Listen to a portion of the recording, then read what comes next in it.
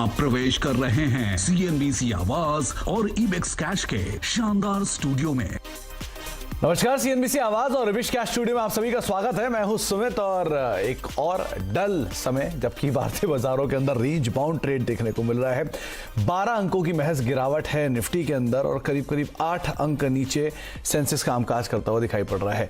आपको ज्यादा interesting situation तब समझ में आएगी जब आप निफ्टी का चार्ट देखेंगे, क्योंकि एक समय में तेजी, उसके बाद गिरावट, फिर मामूली सा एक रेंज बाउंड ट्रेड और रेंज बाउंड ट्रेड के अंदर पिछले 2 घंटे से निफ्टी कामकाज करता हुआ दिखाई पड़ रहा है। मिड कैप स्मॉल कैप में बहुत एक्शन नहीं है, लेकिन हाँ स्टॉक स्पेसिफिक स्टोरीज पे कामकाज हो रहा है। जैसे कि फार्मा आज तेजी में है, जैसे कि शुगर आज तेजी में है, सेलेक्टिव सीमेंट तेजी में है, सेलेक्टिव केमिकल तेजी में है, लेकिन अदरवाइज मार्केट्स के अंदर डल ट्रेड आपको दिखाई पड़ेगा। ऑब्वियसली ईयर एंडर मोड है और जो हॉलीडे इंपैक्ट है वो ज़रूर देखने को मिल रहा है, तो इसलिए स्मॉल कैप, मिड कैप सभी इंडेक्सेस के अंदर more less range bound trade होता हुआ दिखाई पड़ रहा है।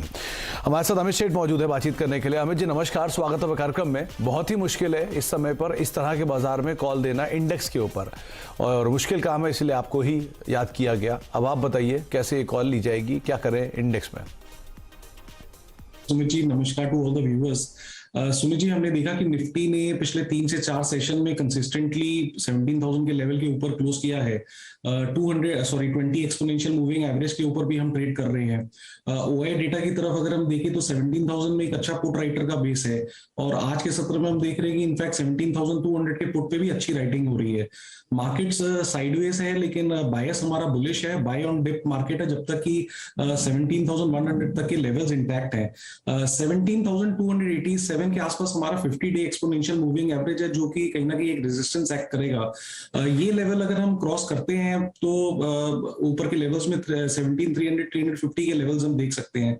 तो वैसे साइडवेज मार्केट है, बट सलाह यही है कि बाय ऑन डिप अगर अपॉर्चुनिटी मिले तो हमें उसका यूज करना चाहिए। Problem grey area like last week भी मैंने कहा था, अभी भी बैंक निफ्टी है। Bank Nifty 200 day exponential moving average के नीचे ट्रेड कर रहा है कंसिस्टेंटली। आप देख रहे हैं कि पिछले 4 दिनों से 35,300 से 500 के लेवल्स को ये टेस्ट करता है, लेकिन क्रॉस नहीं कर पाता है।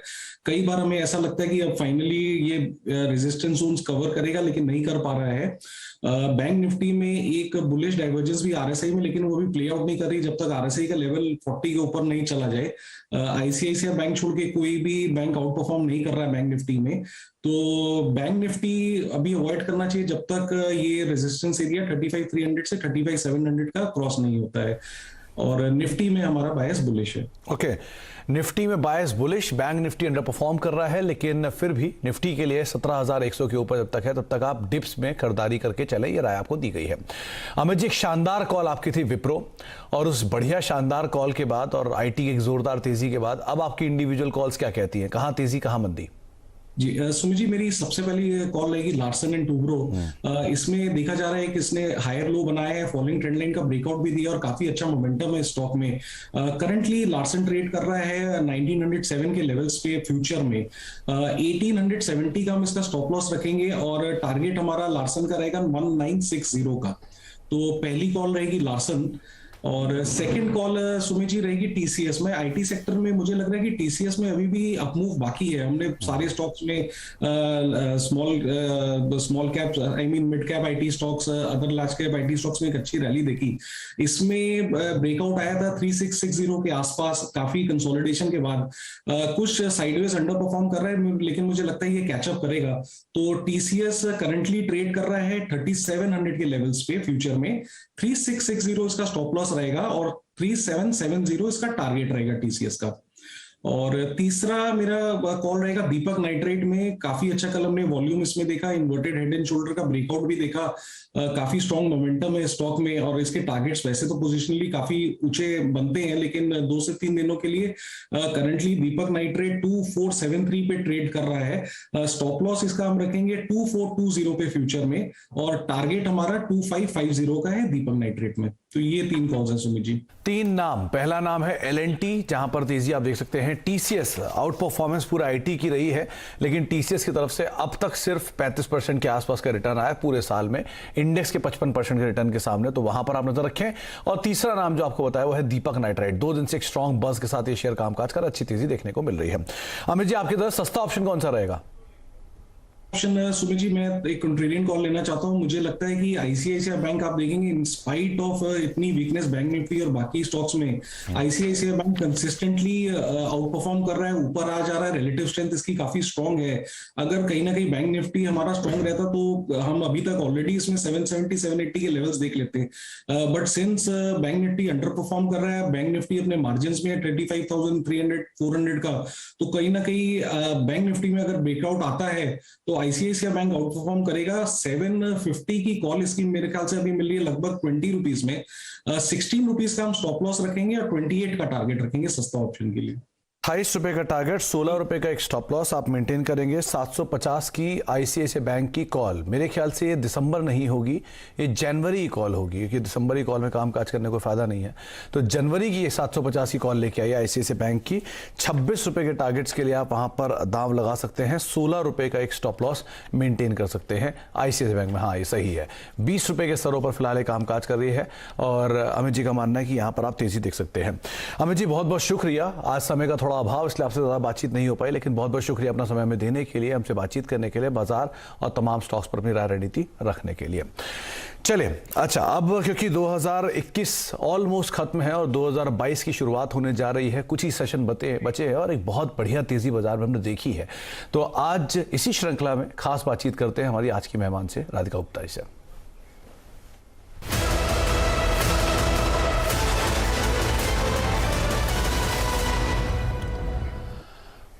आउटलुक 2022 हमारे साथ कई सारे जाने माने चेहरे जुड़ते हैं और आज इसी श्रृंखला में बातचीत करने के लिए ईडलवाइस एसेट मैनेजमेंट की राधिका मैम हमारे साथ मौजूद भी हैं। राधिका जी नमस्कार, स्वागत है कार्यक्रम में। मैम, 2021 इक्विटी इन्वेस्टर्स के लिए एक ड्रीम रन काइंड ऑफ लेकर आया। 20% का एग्जॉर्बिटेंट गेन रहा इंडेक्स पे और 50% के आसपास gain mid cap small cap में देखने को मिला। यूजुअली इस तरह के रिटर्न नहीं देखने को मिलते हैं इंडेक्स में, और आप तो इतने सालों से बाजार को ट्रैक कर रही हैं, ज़्यादा बखूबी समझती हैं इन चीज़ों को। क्या मान के चले रिटेल इन्वेस्टर्स, क्या सिचुएशन 2022 की भी ऐसी रहेगी या ये वन ऑफ था? अभी इतना आसानी से बाजार से पैसा नहीं निकलता? देखिए, आई थिंक नमस्कार and wishing all your viewers a very very happy new year in advance. I think आपने सवाल की शुरुआत बहुत अच्छी बात से की है कि 2021 बहुत अच्छा साल रहा है इक्विटी इन्वेस्टर्स के लिए भी और इस बात के लिए भी कि चाहे वो डीमैट अकाउंट होल्डर्स हों, म्यूचुअल फंड इन्वेस्टर्स हों, बहुत नए निवेशक भी बाजार में आए हैं, चाहे म्यूचुअल फंड के जरिए या डायरेक्ट इक्विटी के जरिए, और उनका एक्सपीरियंस बहुत अच्छा रहा है। दूसरी बात, उन्होंने 2021 में बिल्कुल कोई करेक्शन नहीं देखा है, यही 5-10% का छोटा मोटा करेक्शन जो अभी गया है वो देखा है। मैं यही कहूंगी निवेशकों से कि हालांकि आउटलुक देना और प्रिडिक्ट करना बहुत मुश्किल है, 2022 में अपनी एक्सपेक्टेशंस कम रखिए। आई थिंक 2021 में हम कोविड से वापस आ रहे थे एंड इक्विटी रिटर्न्स जनरली ये जो आपने 20 से 20% 50% mid and small cap segment में देखा है, it is not a normal phenomena. ऐसे साल भी होंगे जहां इक्विटी में आपको बहुत कमाई नहीं होगी, ऐसे साल भी होंगे जहां इक्विटी में आपको नुकसान होगा। तो अपनी एक्सपेक्टेशंस आगे के लिए मॉडरेट रखिए, खासकर इन वैल्यूएशन लेवल से।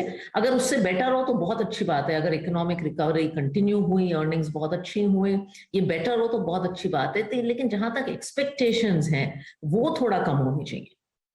राधिका मैम, इसी का ही फर्दर फॉलोअप सवाल रहेगा, क्योंकि अब तक वो सेक्टर्स चल रहे थे जो कि स्ट्रांगली रिकवरी मोड में थे। मिसाल के तौर पर रियल स्टेट, क्या शानदार तेजी आते हुए दिखाई पड़ी, मेटल में एक बढ़िया शॉर्ट कवरिंग आते हुए दिखाई पड़ी, डिमांड सिनेरियो था, और आईटी तो ऑब्वियसली होता है, ऑल टाइम फेवरेट बना हुआ है। तो क्या मानने हैं, 2022 अभी भी यही आगे रहेंगे सबसे ज़्यादा, या अब थोड़ा फेरबदल होगा इंडेक्स में और शायद वापस जो ट्रेडिशनल थे वो वापस आगे आते हुए दिखाई पड़ेंगे? आई थिंक दो बातें हम कहेंगे। पहली बात तो ये जो इकोनॉमी लिंक्ड सेक्टर्स है जिनका आपने जिक्र किया है, हमारा मानना है कि ये हालांकि रिकवर किए हैं, ये काफी साल से सप्रेस्ड रहे हैं। ज्यादातर इंडेक्स की ग्रोथ, कंजम्पशन एक्सेट्रा ऐसे नामों से है। तो हमें भी अभी भी लगता है कि अगर अर्निंग साइकिल कंटिन्यू हुई, कैपेक्स का रिवाइवल हुआ, तो जैसे सेक्टर्स हैं, सीमेंट है, इंडस्ट्रियल्स है, कुछ गवर्नमेंट ने इंसेंटिव्स दिए हैं पीएलआई के थ्रू, इलेक्ट्रॉनिक मैन्युफैक्चरिंग, ऐसे sectors will continually do well. दूसरा हमारा लेकिन ये मानना है कि ये जो सेक्टर बेस्ड एक्टिविटी है ये कम हो जाएगी। सेक्टर बेस्ड जो ट्रेंड्स हैं कि ये क्षेत्र बहुत आगे कर रहा है, ये बहुत आगे कर रहा है, और थोड़ा सा 2022 स्टॉक स्पेसिफिक ज्यादा रहेगा। तो आपको सेक्टर्स में घुस के थोड़ा सा स्टॉक पिकिंग पे ज्यादा ध्यान देना पड़ेगा with in a particular sector. Okay, अच्छा राधिका मैम, आपने एक ट्विटर पर अपना एक्सपीरियंस शेयर किया कि 2021 में आपने बहुत सारी लर्निंग ली है, और वो ऑलमोस्ट जो आपने लर्निंग ली है वो सही में बाजार के लिए बिल्कुल डिसरप्टर बन के आए सामने। 2021 में आईपीओज आए और आईपीओज की भरमार रही। वैल्यूएशन तो अपनी जगह है, कामकाज भी है, लेकिन इसको कैसे लिया जाए? Old economy versus new economy पहला, और दूसरा जो नई इकोनॉमी के स्टॉक्स भी हैं उसमें भी ओल्ड बिजनेस या न्यू बिजनेस, ये डायलेमा जरा दूर करें, कैसे इसको चुना जाए? तो आई थिंक पहली बात तो जो आपने 2021 में आईपीओ मार्केट में देखा है वो खत्म नहीं होने वाला 2022 में, क्योंकि ये जो न्यू इकोनॉमी कंपनीज हैं, जैसे इंडिया जैसी इकोनॉमी में जहां बहुत सारे क्षेत्र हैं, आपकी बहुत सारी ई कॉमर्स कंपनीज हैं, एक्सचेंजेस हैं, न्यू एज फाइनेंशियल सर्विसेज हैं, ये लिस्टेड यूनिवर्स का हिस्सा ही नहीं थी। तो इनका लिस्टेड यूनिवर्स में आईपीओ के माध्यम से आना, प्राइवेट इक्विटी को एग्जिट देना, इतना जो देश में पैसा आया है प्राइवेट इक्विटी के माध्यम से, ये तो होता रहेगा। तो आपके पास ओल्ड इकोनॉमी कंपनीज भी आएंगी, न्यू इकोनॉमी कंपनीज भी आएंगी। अब जहां तक न्यू इकोनॉमी कंपनीज की बात है, और ये मैंने ट्विटर पे भी लिखा था, इनको एनालाइज करने का एक हमें नजरिया बदलना पड़ेगा, क्योंकि जो मेट्रिक्स हम ओल्ड इकोनॉमी के लिए यूज करते थे, कंसिस्टेंट कंपाउंडर, आरओई, वो शायद न्यू इकोनॉमी के लिए लागू ना हो। और ये भी नहीं कह सकते कि सारे new economy companies loss making हैं, इनमें कुछ नहीं हो सकता, लेकिन इनमें रिस्क भी बहुत हैं। तो आई थिंक एक तो नजरिया बदलना पड़ेगा, एक फाइन ग्रेन एनालिसिस करना पड़ेगा। एंड आई थिंक अल्टीमेटली अच्छी कंपनी है। जो मेट्रिक्स होते हैं कॉर्पोरेट गवर्नेंस के, यूनिट इकोनॉमिक्स के, ये हमें बहुत ध्यान से देखने पड़ेंगे। लेकिन मैं निवेशकों को कहूंगी कि आईपीओ में जब आप निवेश करें, क्योंकि यहाँ गलतियां भी बहुत होती हैं, तो बहुत सोच समझ कर निवेश करें। सिर्फ लिस्टिंग डे गेन्स के लिए और हाइप के बेसिस पे ना निवेश करें, ये बहुत जरूरी है। तो अगर आउट ऑफ 100 पोर्टफोलियो में कंपनीज को रखना हो तो कितना परसेंट आप मानेंगे कि ओल्ड इकोनॉमीज को रखना चाहिए और कितना परसेंट न्यू इकोनॉमीज के साथ जाना चाहिए? आई थिंक आपका कोर पोर्टफोलियो तो will represent index linked companies, जो लार्ज कैप, आपकी मिड कैप कंपनीज हैं। अभी जैसे हम अपने केस में एक डेडिकेटेड फंड चलाते हैं, IPO fund, to give people exposure to new economy companies. तो मुझे लगता है ये आपके पोर्टफोलियो का एक सैटेलाइट हिस्सा हो सकता है। कुछ जो ये न्यू इकोनॉमी कंपनीज हैं, ये इतनी बड़ी हैं कि ये automatically by the way indexes में आ जाएंगी। तो अगर आप जैसे इंडेक्स फंड्स होल्ड कर रहे हैं, लार्ज कैप फंड्स होल्ड कर रहे हैं, तो ये ऑलरेडी शायद उसका हिस्सा है। लेकिन नई इकोनॉमी कंपनीज को वक्त लगेगा। तो या तो आप फंड रूट के जरिए देखिए, या आप इनको सैटेलाइट तरीके से निवेश करना शुरू करिए। इंपॉर्टेंट ये है कि चाहे जितना भी हिस्सा हो, आप समझ के निवेश करें। अच्छा राधिका मैम, एक बात और बताएं, जिस तरह का एक्साइटमेंट है मार्केट्स को लेकर, डीमैट अकाउंट अपने ऑल टाइम हाइस पर आ गए हैं, एसआईपीज अपने ऑल टाइम हाइस पर आ गए हैं, आईपीओ मार्केट में 1.25 लाख करोड़ रुपए रेज कर लिए गए हैं फ्रेश इश्यूज के जरिए। तो इतना एक्साइटमेंट ये बना रहने वाला है क्या, या ये वन ऑफ मान के चले एक एक्स्ट्रा ऑर्डिनरी ईयर था? आई थिंक आंसर कुछ बीच में है। आई थिंक ये नहीं है कि ये चला जाएगा, क्योंकि एक नया यंग पॉपुलेशन इंडिया का, बहुत aspirational millennial investor, young investor, एक बहुत बड़ा फोर्स बन रहा है, जो पैसा अपना ट्रेडिशनल इन्वेस्टमेंट्स में नहीं रखना चाह रहा। स्टॉक मार्केट की अवेयरनेस, म्यूचुअल फंड्स की अवेयरनेस, म्यूचुअल फंड सही है जैसी चीजों से, और एक्सेसिबिलिटी थ्रू डिजिटल प्लेटफॉर्म्स बढ़ गई है। तो आई थिंक ये एक स्ट्रक्चरल चेंज तो है अपने मार्केट में कि इतने लोग आ रहे हैं। हाउएवर मैं ये भी कहूंगी कि ये जो सारे नए लोग आ रहे हैं, जो सारे अकाउंट्स खुल रहे हैं, इन्होंने एक करेक्शन देखा नहीं है। और हम आमतौर से देखते हैं कि एक करेक्शन के बाद थोड़ा सा जो फ्रॉथ मार्केट में आता है वो चला भी जाता है। तो ये हमें भी देखना पड़ेगा कि 15-20% का बाजार में करेक्शन हो तो इसका रिएक्शन कैसा है। लेकिन मुझे लगता है ये एक ब्रॉडली स्ट्रक्चरल ट्रेंड है। अच्छा मैम, कॉर्पोरेट अर्निंग्स की अगर बात करें तो अब तक जो सिनेरियो है बहुत ही मिला जुला था। इंटरेस्ट कॉस्ट ईज आउट, क्योंकि बॉटम के आसपास इंटरेस्ट रेट्स हैं, इसलिए कंपनीज की जो अर्निंग्स हैं उसको मार्जिन में सपोर्ट मिल रहा है। लेकिन दूसरी तरफ इनपुट कॉस्ट बढ़ा है तो उसका भी इम्पैक्ट है।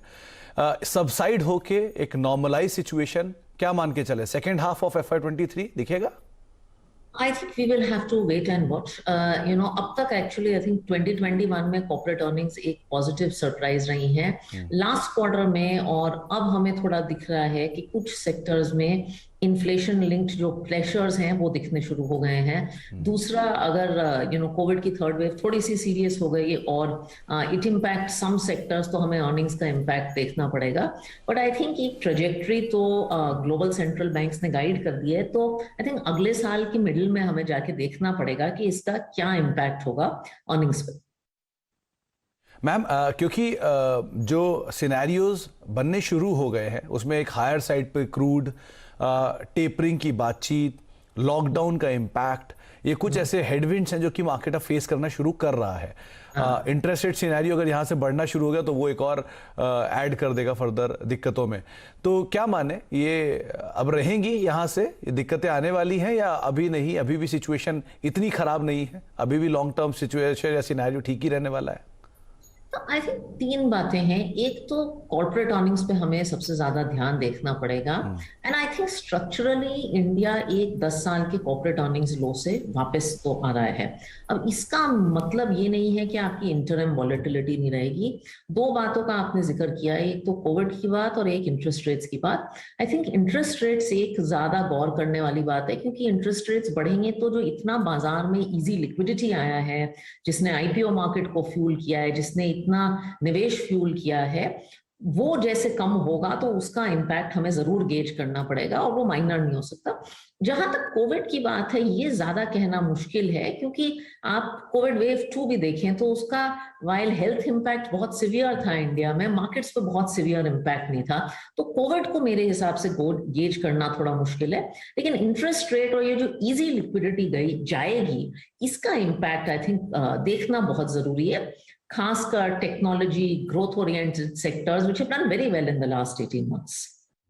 अच्छा मैम, अब वापस मैं उसी तरफ आता हूँ जहाँ से हमने बात शुरू की थी। सबसे पहले तो जो भी न्यू एज टेक्नोलॉजी कंपनीज हैं, जिसमें आप अब फिनटेक कंपनीज या प्लेटफॉर्म कंपनीज या एक नए तरह के कारोबार आ रहे हैं, जिनमें अब तक मिसाल के तौर पर ऐसी कई कंपनियां जिनका प्रॉफिट महज 4 करोड़ है या साल का, या लॉस मेकिंग है, लेकिन उनको लाख करोड़ से ऊपर के वैल्यूएशन मिल रहे हैं और कई दिग्गजों से ज़्यादा वैल्यू बाजार मानकर चल रहा है।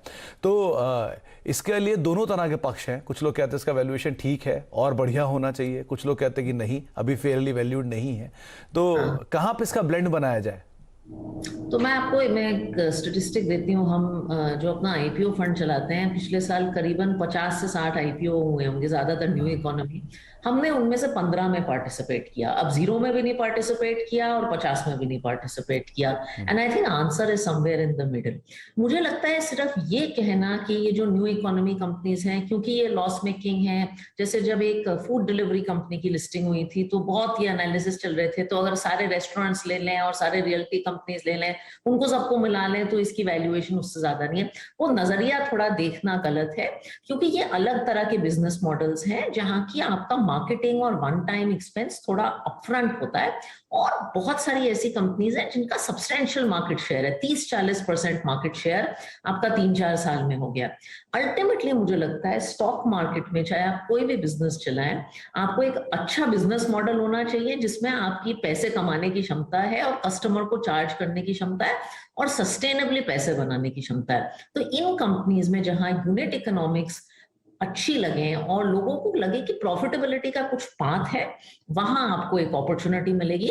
कुछ ऐसी कंपनीज हैं जहां यूनिट इकोनॉमिक्स पे ही सवाल है, बिजनेस मॉडल पे ही सवाल है, और वहां से हम पीछे हटते हैं।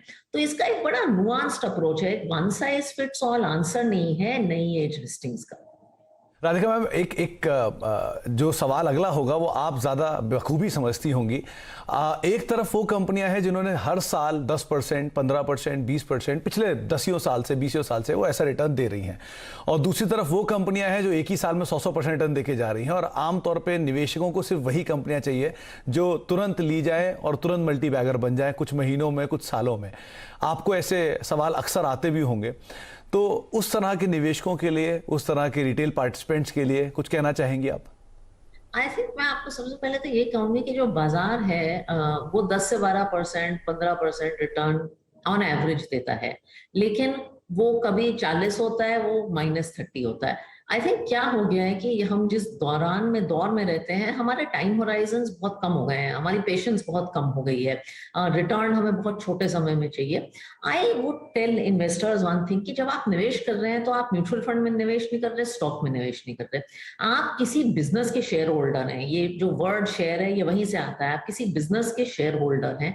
आप अच्छे बिजनेस में निवेश करिए, और अगर वो बिजनेस प्रॉफिट्स जनरेट करेगा, अर्निंग्स जनरेट करेगा, तो बहरहाल उसका प्राइस भी बढ़ेगा। अब कुछ साल वो आपको प्राइस रिटर्न 1 साल में दिख जाएगा, कुछ में आपको कंसिस्टेंटली दिखेगा, लेकिन आपकी सोच और आपकी वो एफर्ट ये होनी चाहिए, प्रयास ये होना चाहिए कि आप अच्छे बिजनेस में निवेश करें। तो बढ़िया बिजनेस ढूंढें, तलाशें, वैल्यू देखें और उसके हिसाब से आप उसमें निवेश कर सकते हैं। अच्छा, एक ब्रेक का वक्त हो गया, ब्रेक के बाद लौटते हैं। राधिका से इंटरेस्टिंग बातचीत आगे भी जारी रहने वाली है। 2-3 और इंटरेस्टिंग सवाल मेरे पास है, उस पर हम चर्चा करते हैं छोटे से ब्रेक के उस पार।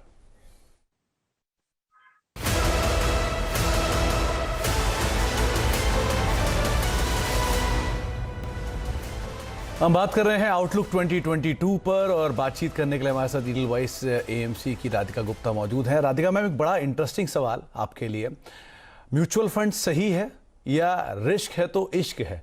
इन दोनों में से आप कौन से ब्लेंड में सही बैठाएंगी? आई थिंक मेरा तो सवाल जवाब बहुत बायस्ड होगा। आई थिंक म्यूचुअल फंड सही है। ये जो बातें हैं कहना रिस्क है तो इश्क है, ये समझ ये कहना बहुत अच्छा लगता है, शोज में बहुत अच्छा लगता है, वो सीरीज भी बहुत अच्छी थी, लेकिन आई थिंक रिस्क इंसान को समझनी चाहिए और सही रिस्क लेने की क्षमता होनी चाहिए। बल्कि मैं ये कहूंगी कि हमारे म्यूचुअल फंड सही है ने क्रिकेट के टाइम एक बहुत अच्छा ऐड किया था, जो सचिन तेंदुलकर जी उसमें आए थे। उन्होंने कहा था ये म्यूचुअल फंड है, मैजिक फंड नहीं है। और I think that is a very important thing जो 2021 में लोगों को याद रखनी चाहिए, ना सिर्फ म्यूचुअल फंड के बारे में बट इक्विटी मार्केट के बारे में, कि भाई इक्विटी मार्केट है, मैजिक नहीं है। ओके अच्छा मैम, अब इसी का फॉलो अप कि बिटकॉइन ये एक नया एडिशन इस पूरे फाइनेंशियल टर्मिनोलॉजीज में देखने को मिला, और ये साल ही इसका इमर्ज हुआ और बहुत ज़्यादा एक्टिवली अब ये इन्वॉल्वमेंट भी है, और आपने इसके बारे में कई बार ट्विटर पे ट्वीट भी किए हैं अलग अलग तरीके से। कैसे इस असेट क्लास को आप देख रही हैं? क्या करना चाहिए रिटेल निवेशकों को जिनको एक आसान तरीका दिख रहा है ये पैसा कमाने के लिए? तो आई थिंक पहली बात तो मैं कहूंगी कि पैसा कमाने का कोई आसान तरीका अनफॉर्चुनेटली होता नहीं है, चाहे वो बिटकॉइन हो या कुछ और हो। और आई थिंक सबसे इम्पोर्टेंट बात है कि जब मैं भी बिटकॉइन के बारे में लिखती हूँ तो मैं ब्लॉकचेन टेक्नोलॉजी या ऐसी किसी चीज के खिलाफ नहीं हूँ, और मैं अपने आप को एक्सपर्ट भी नहीं मान सकती। लेकिन जब जहां तक रिटेल निवेशक की बात है, उनको वहां निवेश करना चाहिए जहां एक रेगुलेटेड एसेट क्लास हो, जो हमारी इंडियन रेगुलेटरी अथॉरिटीज हैं, सेबी, आरबीआई, सरकार ने रेगुलेट की हो। जहां कुछ गलत हो तो इन्वेस्टर प्रोटेक्शन मैकेनिज्म हो। और अब मेरे समझ में ये आया है कि एक रेगुलेटरी फ्रेमवर्क आएगा बिटकॉइन और क्रिप्टो करेंसीज पे। जब ये रेगुलेटरी फ्रेमवर्क आएगा तब आप इसको जाके देखिए। और दूसरी बात, किसी भी एसेट क्लास में, चाहे वो इक्विटी हो या बिटकॉइन हो, सिर्फ इसलिए निवेश ना करिए। मैं लोगों से पूछती हूँ आप क्यों निवेश करते हैं? अच्छा, दोस्त ने बहुत सारे पैसे कमा लिए। अब ये ना कोई बहुत अच्छा रीजन नहीं है निवेश करने का। आप जैसे किसी कंपनी में इन्वेस्ट करते हैं, पैसे कमाते हैं, तो आपको समझ आता है अच्छा ये अच्छी कंपनी है, इसके प्रॉफिट्स बढ़ रहे हैं, ये हो रहा है, वो हो रहा है। तो वो समझना बहुत जरूरी है कि निवेश कर रहे हैं तो क्यों कर रहे हैं, और किस लिए आपका मुनाफा होगा या किस लिए आपका नुकसान होगा। अच्छा, अब थोड़ा सा अगर मिक्स ब्लेंड बनाया जाए तो इक्विटीज में अच्छी कंपनियां भी हैं, और उसका भी हमने एक बाइफरकेशन पूछ लिया कि किस तरह से रखा जाएगा। लेकिन इक्विटी और डेट में अगर ब्लेंड रखना हो तो, क्योंकि अभी तो इंटरेस्ट रेट सिनेरियो बिल्कुल लोएस्ट साइड पर है, तो क्या मान के चलें जब तक हम अगले साल बात कर रहे होंगे तो क्या इंटरेस्ट रेट साइकिल यहीं पर होगी या और अपर साइड पर भी देखेंगे? So while it's hard to predict exactly जहां रेट्स होंगे, एटलीस्ट ये तो आपके पास सॉर्ट ऑफ फोरकास्ट है कि शायद रेट्स यहाँ से थोड़ा सा बढ़ेंगे। अब 25 पैसा बढ़ेंगे, 50, 75, ये तो कहना मुश्किल है। लेकिन ये एक बहुत इंपॉर्टेंट सवाल है। लोगों ने इस साल बहुत पूछा है कि डेट में निवेश क्यों करें। जितनी कमाई डेट में एक साल में हो रही है, उतनी इक्विटी में एक महीने में हो रही है। ये मैंने इस सवाल का बहुत जवाब दिया। एंड आई वुड से कि आपकी जैसे एक जिंदगी में बैलेंस डाइट होती है, उसमें सिर्फ रोटी नहीं होती, उसमें सिर्फ दाल नहीं होती, उसमें सिर्फ चावल नहीं होते, बैलेंस्ड कंपोनेंट्स होते हैं। आई थिंक एक पोर्टफोलियो में भी equity, debt to some extent, gold, foreign equities, अलग अलग एसेट क्लासेस होना बहुत जरूरी है एक बैलेंस के लिए, क्योंकि डेट आपको वो प्रोटेक्शन देता है। तो जरूर डेट का कोई एलोकेशन अपने पोर्टफोलियो में रखिए, या म्यूचुअल फंड्स के जरिए करिए। ऐसे बहुत सारे बैलेंस्ड एडवांटेज फंड्स हैं जो दोनों को एक चीज में कंबाइन करके थाली की तरह पेश करते हैं, लेकिन दोनों का होना बहुत जरूरी है। Okay. और आखिरी बात मैं ये कहूंगी, लोग बहुत स्ट्रेस हो जाते हैं कि इंटरेस्ट रेट्स लो हैं। ये मार्केट रियलिटी है, इसको एक्सेप्ट करिए। लो भी होते हैं, हाई भी होते हैं, लेकिन इस चक्कर में गलत फिक्स्ड इनकम इंस्ट्रूमेंट्स में ना निवेश करें। अच्छा राधिका मैम, आखिरी सवाल, एक इकलौता थ्रेट जो आप फील कर रही हैं कि ये दिक्कत दे सकता है शायद आने वाले समय में, जिसके ऊपर आपकी नजर होगी, वो कौन सी होगी? I think liquidity coming out of the markets, जो इतनी ग्लोबल लिक्विडिटी है 18 महीने में। चलिए, बहुत बहुत शुक्रिया मैम। एक लंबे अंतराल के बाद आज आपसे बात हो रही है और हर बार की तरह आपसे बात करके बहुत अच्छा लग रहा है। बहुत बहुत शुक्रिया कई सारे फैक्ट्स पे, फिगर्स पे बातचीत करने के लिए और तमाम आउटलुक पे चर्चा करने के लिए। बहुत बहुत शुक्रिया मैम हमारे साथ मौजूद रहने के लिए। आपको, आपकी टीम को, आपके परिवार को आने वाले साल की बहुत बहुत शुभकामनाएं। बहुत बहुत शुक्रिया ma'am. Thank you and wishing you happy new year. तो आउटलुक 2022 पे बातचीत करते हुए राधिका मैम, और उनका मानना है कि बाजार में पिक एंड चूज का बहुत समय है, ज़रा ध्यान से रखें। इस तरह की तेज़ी जो बाजार में हमने देखी है पिछले साल की, वो शायद आगे कैरी फॉरवर्ड ना हो, लेकिन हाँ, एक मोमेंटम मूड माहौल जो है वो अभी भी बेहतर साइड पे ही दिखाई पड़ रहा है। इसी नोट के साथ इस कार्यक्रम में इतना ही। नमस्कार।